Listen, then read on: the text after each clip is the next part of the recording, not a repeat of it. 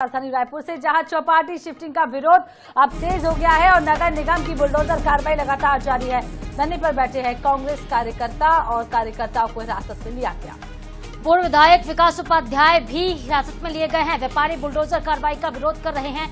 चौपाटी में गहमा गहमी का माहौल इस वक्त बना हुआ है। तो बड़ी खबर अब तक पहुंचा रहे हैं हम चौपाटी को लेकर। देखिए, कांग्रेस पार्टी पहले भी विरोध में खड़ी थी, जिस तरह से विरोध हो रहा था, लेकिन अब विरोध और ज्यादा तेज हो गया है। रायपुर से बड़ी खबर है, नगर निगम बुलडोजर वाली कार्रवाई कर रहा है और इसके विरोध में कांग्रेस के कार्यकर्ता धरना प्रदर्शन कर रहे थे, जिनको पुलिस ने कस्टडी में लिया है। बड़ी खबर इस वक्त की है। तो चौपाटी शिफ्टिंग का विरोध किया जा रहा है। कांग्रेस के कुछ कार्यकर्ताओं को कस्टडी में लिया गया है। पूर्व विधायक विकास उपाध्याय को भी कस्टडी में लिया गया है। व्यापारी वहां पर मौजूद हैं, बुलडोजर वाली कार्रवाई का विरोध कर रहे हैं। तो किसकी जिद, किसका फैसला? साधना, सबसे बड़ा सवाल यही है कि ये जो फैसला लिया गया है वो हालांकि अचानक नहीं है, लेकिन कहीं ना कहीं इस फैसले से रायपुर की जनता भी खुश नहीं है। व्यापारियों का बड़ा नुकसान होता हुआ भी नजर आ रहा है।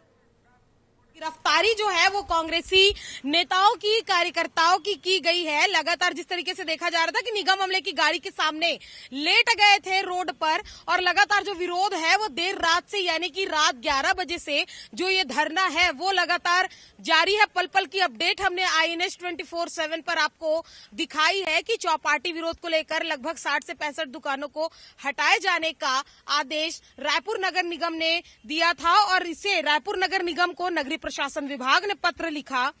रायपुर नगर निगम दूसरी जगह शिफ्ट करने की बात उन्होंने कही, लेकिन रेलवे ने दावा आपत्ति लगाकर ये कह दिया कि यह जमीन हमारी है। उसके बाद दुकानदार परेशान हुए और धरने का ऐलान उन्होंने किया। कांग्रेसी नेता कार्यकर्ता उनके सपोर्ट में पहुंचे, अब जेल ला लिए गए हैं। विकास जी, पहले आप लेट गए गाड़ी के सामने, अब जेल ले आ गए आपको। देखिए, भारतीय जनता पार्टी की सरकार है, गोली भी मार सकती है, वो भी मुमकिन है। भारतीय जनता पार्टी की सरकार का तुगलकी फरमान, जिस प्रकार से बेरोजगारों की दुकान को तोड़ा जा रहा है, रोजगार छीना जा रहा है, हम उसकी लड़ाई को लड़ रहे थे। हमारे तमाम साथी 24 घंटे से आंदोलन कर रहे हैं। रात में 17 डिग्री ठंड थी, फिर भी हमारे साथी वहां से हिले नहीं। दुकानदारों को न्याय दिलाना था। एक जिद्दी विधायक जिसने अपनी जिद के कारण सरकार का 10 करोड़ रुपया बर्बाद कर दिया। एक बनी बनाई योजना, एक सक्सेस योजना, जहां सभी को अच्छी सुविधा मिल रही थी, उस सुविधा को छीन लिया। बेरोजगारों को जिनके पास रोजगार था उनको बेरोजगार कर दिया। भारतीय जनता पार्टी के तुगलकशाही फरमान के सामने हम सब लोगों ने लड़ाई लड़ी। पुलिस ने बर्बरतापूर्वक कार्रवाई की है। ये पुलिस हत्या तो नहीं रोक पा रही, बलात्कार तो रोक नहीं पा रही, चाकूबाजी तो रोक नहीं पा रही, चोरी डकैती अपहरण को रोक नहीं पा रही, लेकिन अन्याय के खिलाफ लड़ने वालों को, न्याय के खिलाफ लड़ने वालों को जरूर रोकने का काम करती है। बर्बरतापूर्वक हमारे साथियों को घायल किया, हमारे साथियों को चोटें आई है, और जिस प्रकार से पुलिस ने बल का प्रयोग किया है, हम लोगों को आज सब लोगों को यहाँ सेंट्रल जेल ले आया है। निगम के नेता प्रतिपक्ष आकाश तिवारी जी भी है, उनसे इसलिए भी बात करेंगे क्योंकि जब रेलवे ने नोटिस चस्पा किया था, दावा आपत्ति लगाया था, निरीक्षण करने पहुंचे थे आप, आज आंदोलन, गिरफ्तारी हो गई। देखिए, इसमें थ्रू द पॉइंट 3 पॉइंट्स हैं सीधे सीधे। यदि प्रशासन और निगम परिषद कहती है कि ये चौपाटी गलत बना है, तो पंच से लेकर प्रधानमंत्री तक उनका है। जांच कराइए और दोषी अधिकारियों पर कार्रवाई कीजिए। किसने रोका है, या क्या आप अधिकारी को बचाने के लिए कार्रवाई कर रहे हैं? दूसरा पॉइंट, ये जहां इसका व्यवस्थापन हो रहा है उस जगह पर रेलवे ने अपना जो नोटिस चस्पा किया कि जगह हमारी है।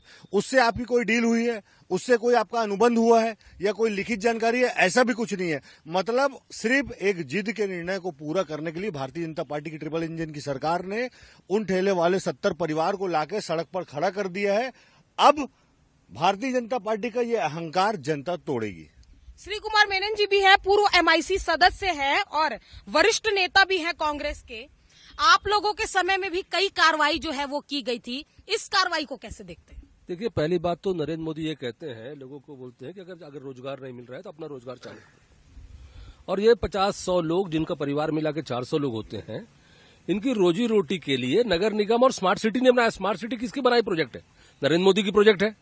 नरेंद्र मोदी की सेंट्रल गवर्नमेंट की प्रोजेक्ट से बने हुए इस योजना को कौन तोड़वा रहा है? राजेश मूणत तोड़वा रहा है। इससे बड़ा दुर्भाग्यजनक क्या है? सरकार किसकी सुन रही है, कौन चला रहा है, ये समझ में नहीं आ रहा है। लड़ाई चल रही है राजेश मूणत की और OP चौधरी की, लड़ाई चल रही है राजेश मूणत की और उनके जो नगरीय निकाय मंत्री अरुण साव की।